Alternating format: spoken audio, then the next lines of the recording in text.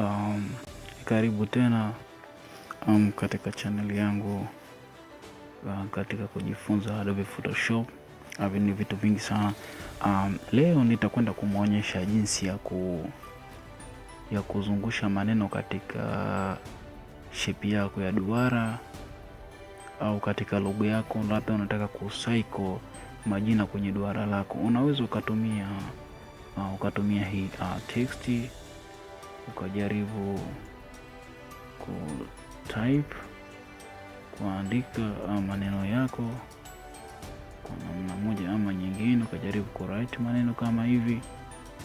Then ukatumia hii hapa kama ni sehemu ya kupindisha maneno yako kwa njia moja ama nyingine. Ni kama hivi, lakini tutatumia njia hii kwa sababu itakuwa napoteza sana muda.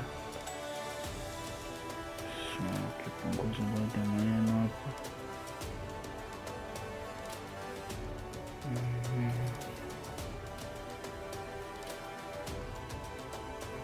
Ina muonekano kama huu,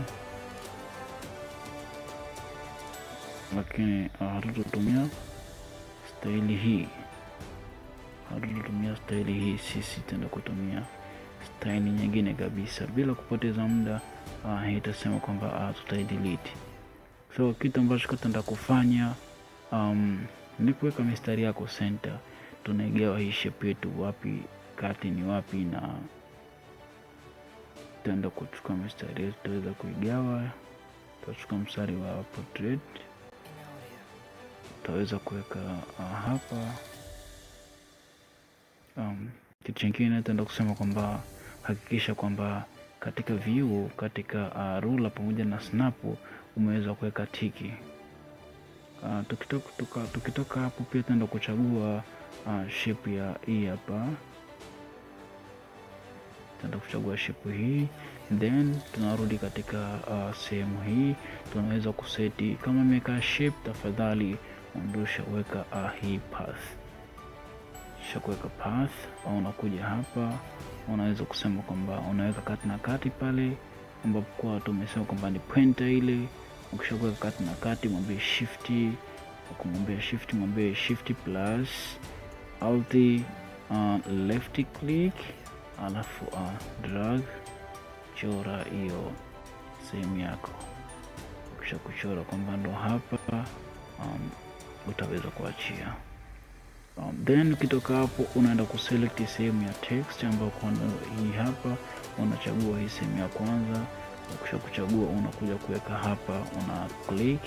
Ukishakuclick, then kitu chochote ambacho kwenda kukitype pia kitaweza kufanya kazi. Kwa nikijaribu kuandika hapa maneno yangu hapa kadhaa, tutaenda kukutiana kwamba kitu kimeenda ku apply. Hichi hapa tutaenda kujaribu kutia kivuli.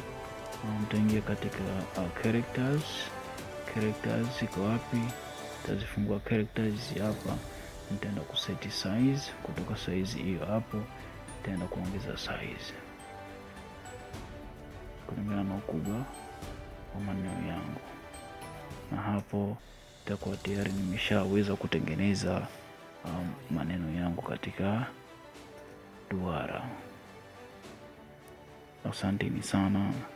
Naomba tukutane katika video nyingine bila kupoteza muda.